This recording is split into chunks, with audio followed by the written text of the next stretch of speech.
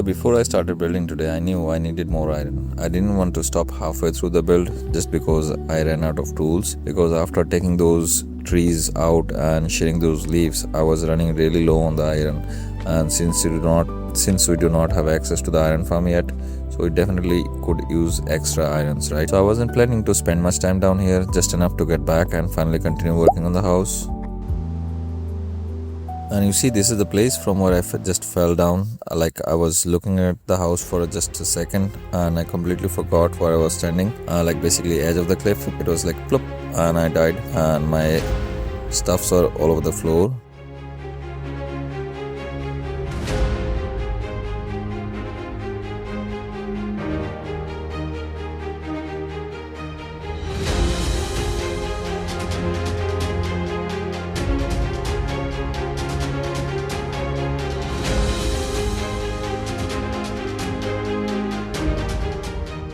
And this is what I usually do after finishing one section. I just walk around the build to look at it from a different angle, and sometimes something feels wrong even if you can't explain why. And that's exactly what happened here. The front looked pretty nice, but the back felt way too plain. So instead of decorating straight away, I started thinking about how could I give the house a better look or add some extra structures to it. My first thought was a tower, not because I needed one, because the roofline looked too flat, that's why.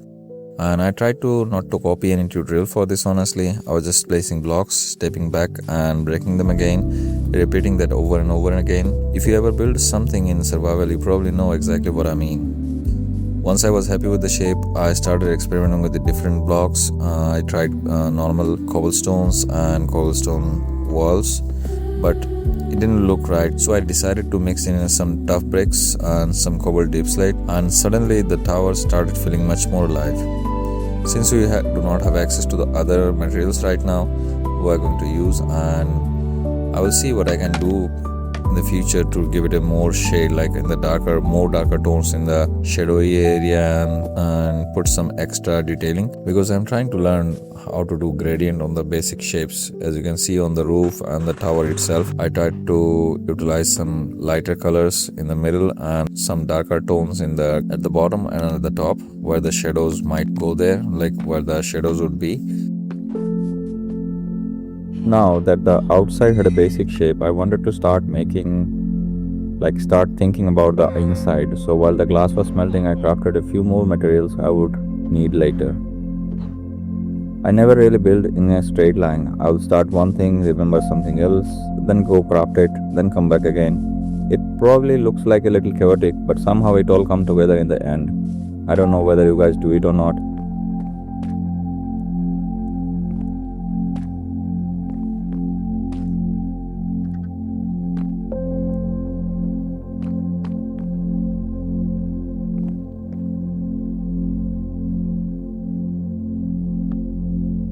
This part took longer than it looks. I wasn't building the stairs, I was trying to decide where they actually belonged.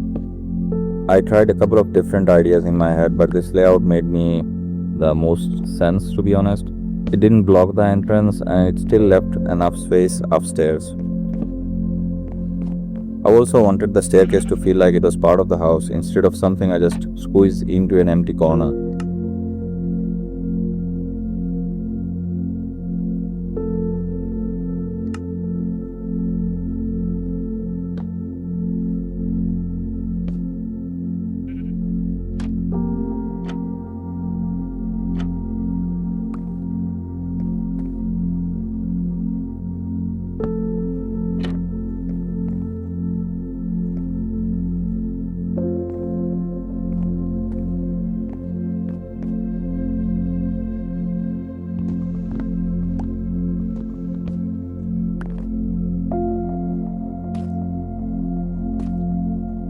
One thing I try not to do is overuse the glass, too many windows, and the house starts looking more like a greenhouse.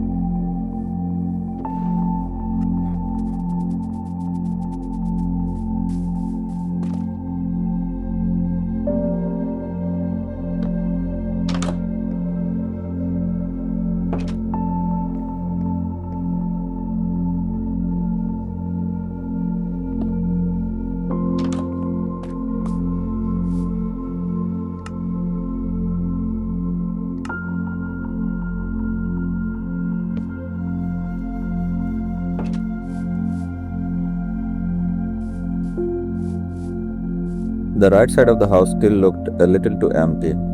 At first I thought about leaving it like this, but the more I looked at it, the more it felt unfinished. So instead of making the house bigger, I decided to build a small shed, nothing complicated, just enough to make the space feel useful, like where you can store some logs or some barrels maybe. I actually like building little structure like this, and they don't take too much time, and but they add a lot of characters to the builds, and it starts feeling less like a one building and more like a place someone actually lives. And honestly, that's the kind of survival world I want. Not a giant castles, not any mega builds, just a world that slowly grows and one project at a time, like a teeny tiny builds, nothing fancy.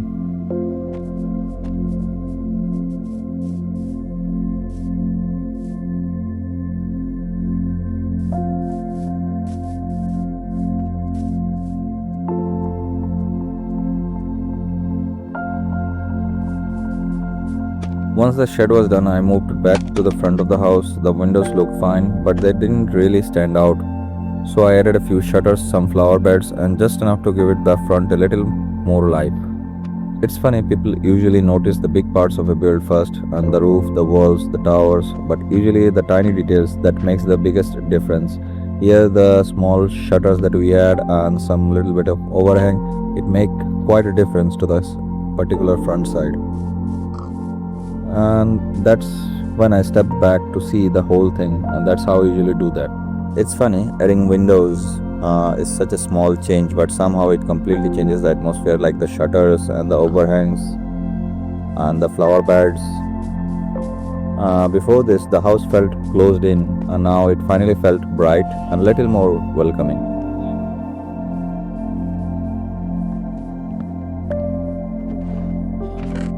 Next, it was finally time to finish the entrance, because no matter how good the house looks, if the front door feels boring, the whole build looks unfinished.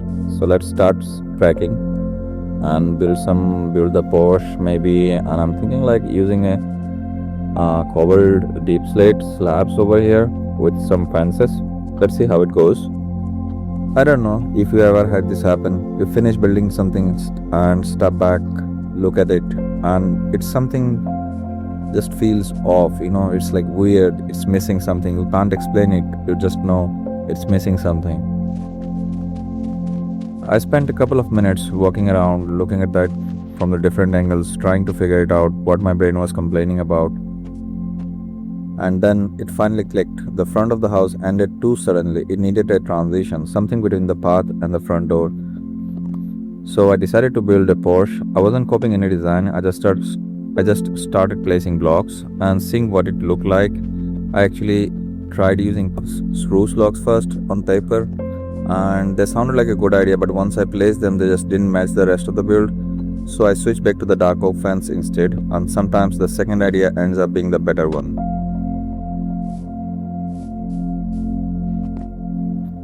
So while I was feeling pretty confident, I spotted an Enderman, and my brain said, yeah, we can take him. But sadly, we couldn't. I think every survival world needs moments like this. You get a little too confident, and Minecraft reminds you who is in charge. Then you quietly collect your stuff, and like nothing happened. Anyway, lesson learned. No more unnecessary fights. Let's finish the house first. Next, I wanted a proper place for all my crafting. Up until now, everything was just scattered around. It worked, but it wasn't exactly organized. So I started putting together a small workspace, nothing fancy, just somewhere that made sense for survival. One thing I have realized is that I enjoy building practical things just as much as decorative ones. If I actually use a build every time I play, it somehow feels more satisfying. The last thing the house still needed was a chimney. Without one, the roof just looked a little too plain. I had to collect some clay first because I wanted a brick blocks for the chimney. Could I have used stone? Probably. But brick just felt right. That's probably something you will notice about the series. I'm not always looking for the fastest option. Sometimes I spend extra 20 minutes just because I think something looks better. And honestly, I think the chimney finished the whole build. It isn't a huge detail, but now when I look at the house, it finally feels complete. And I have changed my mind so many times throughout this build, different blocks, different layouts, different ideas, but I think that's part of survival. I don't think this house is ever going to be completely finished. I'll probably keep changing little things every time I come back here, but for now I'm really happy with the how it turned out. And 2 episodes ago this was just an empty hill, now it's a home. And thanks for spending the day with me. I will see you in the next episode where I think it's finally time to leave this hill and see what the rest of this world has been hiding.